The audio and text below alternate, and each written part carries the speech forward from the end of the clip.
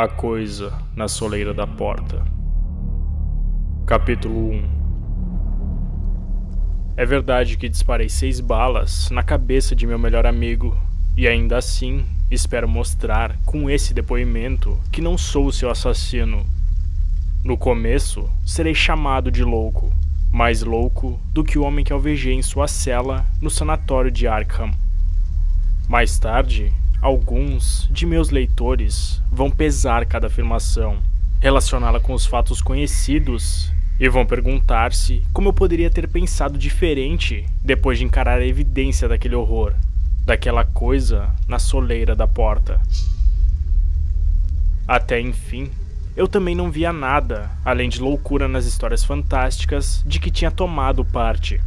Mesmo agora, me pergunto se estava enganado, ou se não estou mesmo louco, afinal, não sei. Mas outras pessoas têm coisas estranhas a dizer sobre Edward e a Zenat Derby. E nem mesmo a estúpida polícia sabe mais o que fazer para explicar aquela última e terrível visita. Os policiais tentaram montar uma frágil teoria, envolvendo um aviso ou uma brincadeira de mau gosto por criados demitidos, embora saibam, no íntimo, que a verdade é infinitamente mais terrível e inacreditável. Eu digo, pois, que não assassinei Edward Derby. Antes, o vinguei, e assim expurguei da terra um horror cuja consciência poderia ter espalhado terrores inauditos sobre toda a humanidade.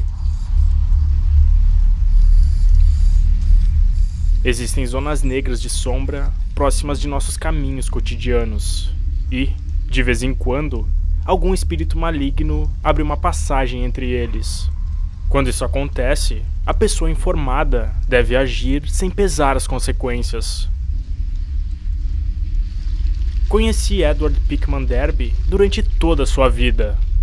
8 anos mais novo do que eu, era tão precoce que nós tínhamos muito em comum, desde quando ele tinha 8 e eu 16.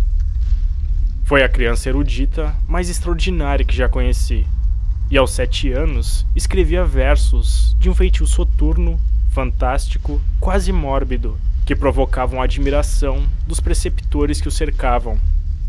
Talvez a sua educação particular e seu isolamento, cercado de mimos, tivessem algo a ver com seu florescimento prematuro.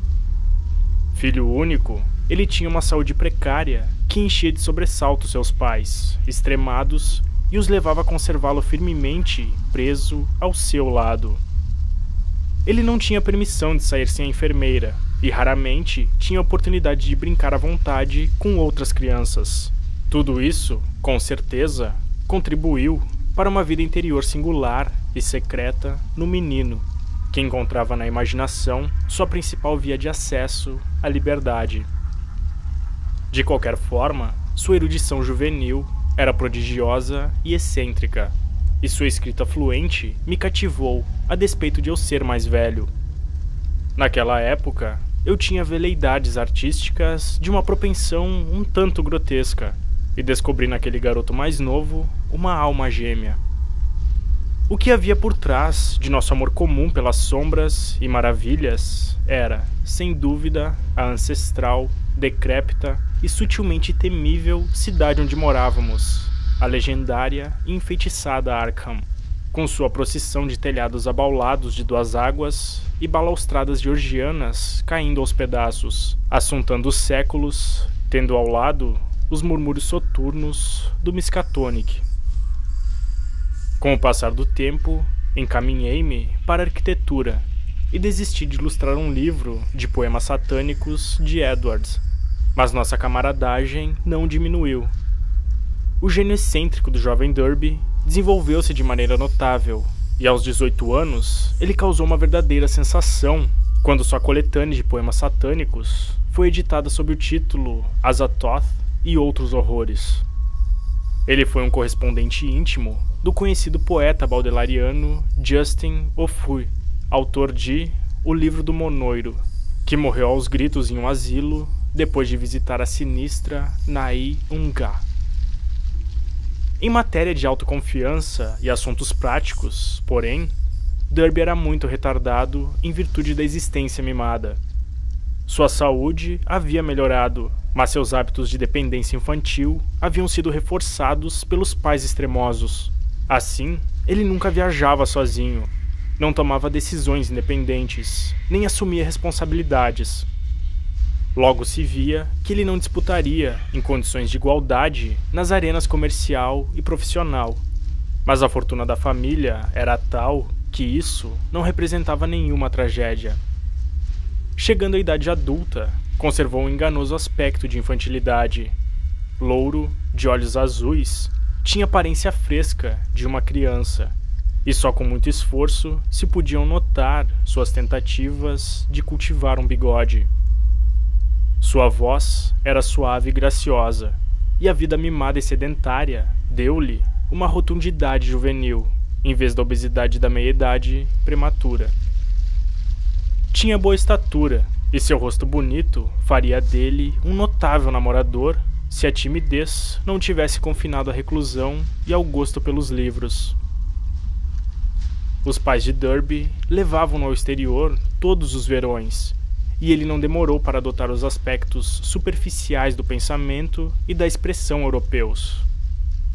Seus pendores, como os de Poe, se voltaram mais e mais para o decadentismo, entusiasmando-se pouco com outras sensibilidades e aspirações artísticas. Tínhamos grandes discussões naqueles tempos. Eu cursava Harvard, estudara em um escritório de arquitetura em Boston, casara-me e finalmente retornara a Arkham para exercer a profissão, instalando-me na propriedade da família Saltonstall Sweat, depois que o pai se mudou para a Flórida para cuidar da saúde.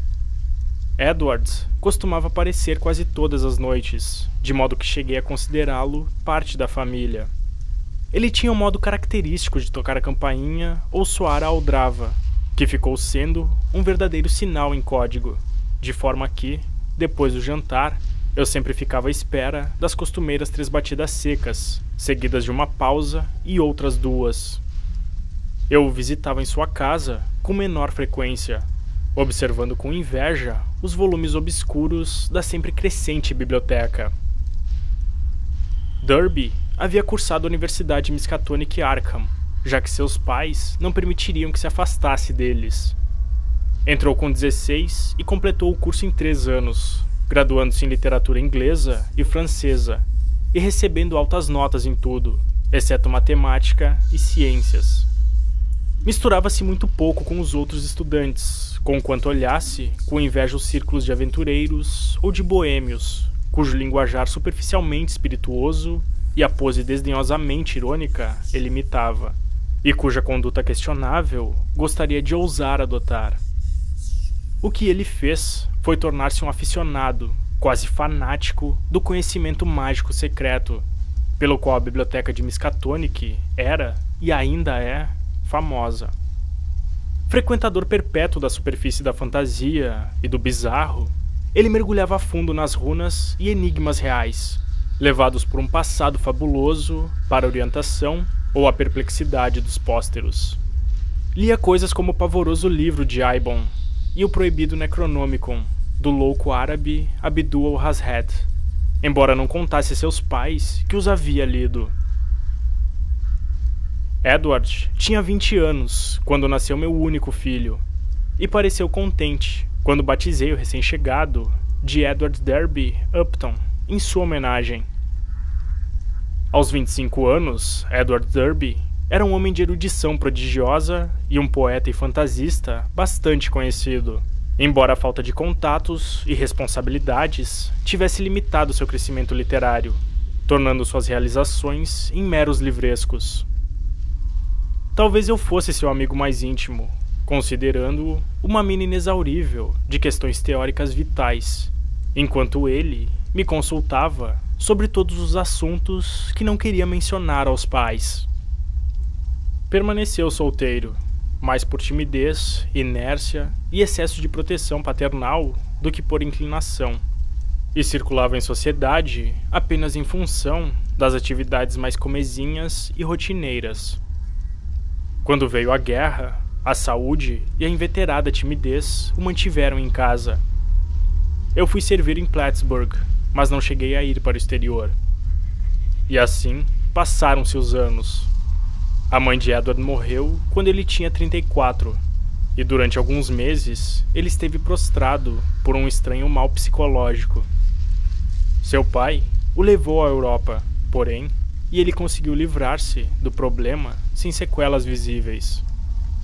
Depois daquilo, ele parecia sentir uma espécie de alegria grotesca, como se estivesse parcialmente escapado de alguma servidão invisível. Começou a se misturar com o círculo universitário mais avançado, apesar de sua idade mediana, e esteve envolvido em alguns acontecimentos escabrosos.